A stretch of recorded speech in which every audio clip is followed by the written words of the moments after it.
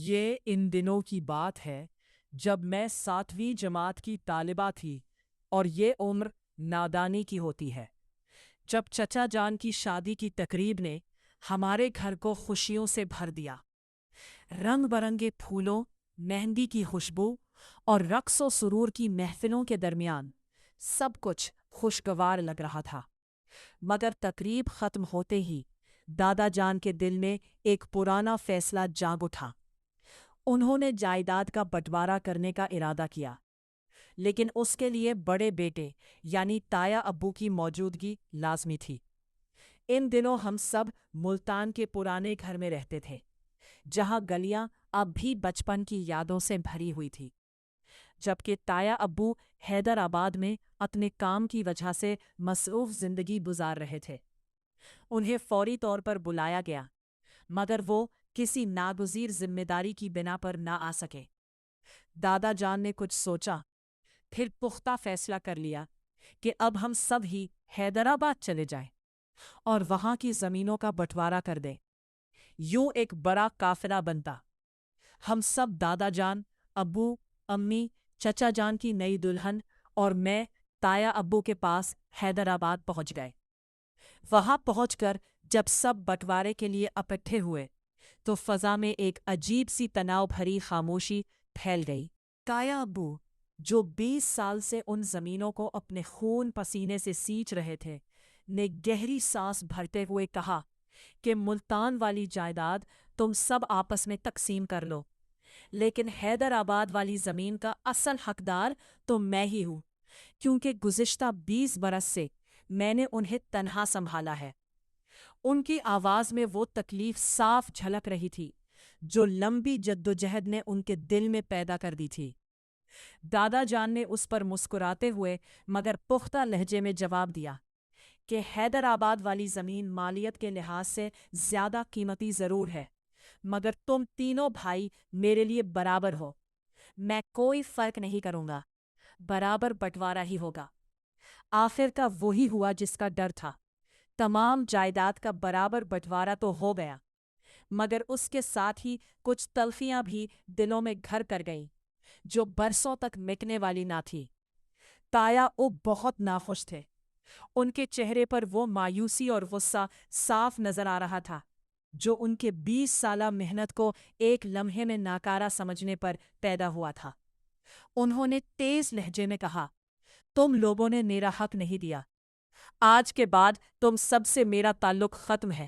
اگرچہ دادا جان سے ان کی کوئی ذاتی ناراضی نہ تھی، کیونکہ دادا جان نے انصاف کے تقاضے پوری طرح پورے کرنے کی کوشش کی تھی، مگر پھر بھی تایا ابو کا دل ٹوٹ چکا تھا۔ آخر کار فیصلہ یہ ہوا کہ وہ ہر سال ہماری ملتان والی زمینوں کا نفع ہمیں دیں گے، مگر 2 سال گزر گئے اور انہوں نے ایک پیسہ بھی نہ بھیجا۔ ابو نے صبر کا آخری حد تک انتظار کیا، پھر ایک دن پختہ فیصلہ کر لیا، اب میں خود حیدرآباد والی زمین سنبھالوں گا اور وہی رہوں گا۔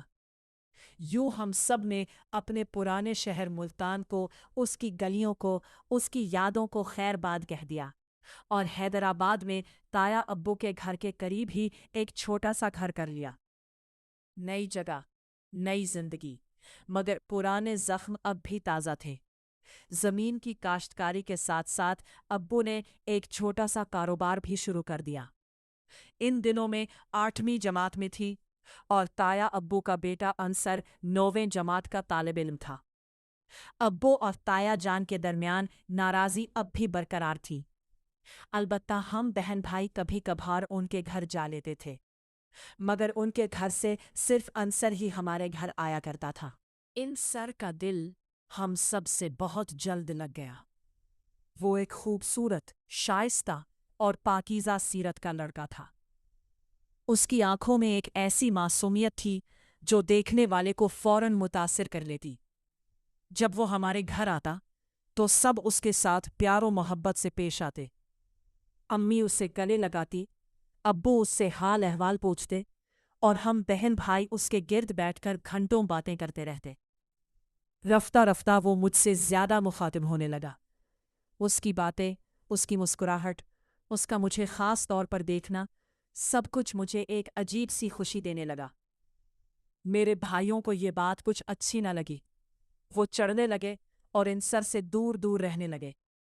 شاید وہ سمجھتے تھے کہ انصر اب صرف میرے لیے آتا ہے، مگر انصر 1 سال مجھ سے بڑا تھا اور اس کی معصومانہ محبت میں کوئی غلط بات نہ تھی۔ اس کا روزانہ آنا، مجھ سے محبت سے ملنا، مجھ سے باتیں کرنا اور مجھے خاص محسوس کرنا مجھے بہت اچھا لگنے لگا۔ امی بھی اس کی خاطر مدارات پر خاص توجہ دیتی۔ وہ کہتی، بیٹا انصر ہمارا مہمان ہے، اس کا دل رکھو۔ ہم سب حتی المقدور اس کی مہمان نوازی میں کوئی کسر نہ چھوڑتے۔ چائے، پکوڑے، میٹھی چٹنی، سب کچھ اس کے لیے تیار رہے۔ انصر بھی ہر بار کچھ نہ کچھ تحفہ لے کر آتا، کبھی پھل، کبھی کتاب، کبھی چاکلیٹ، اور مجھے دیتا ہوا شرماتا ہوا مسکرا دیتا۔ اس طرح خاندانی تناؤ کے باوجود انصر اور میرے درمیان ایک نئی، پاکیزہ اور بے لوث دوستی کا آغاز ہو رہا تھا، جو آہستہ آہستہ دل کی گہرائیوں تک اتر رہی تھی۔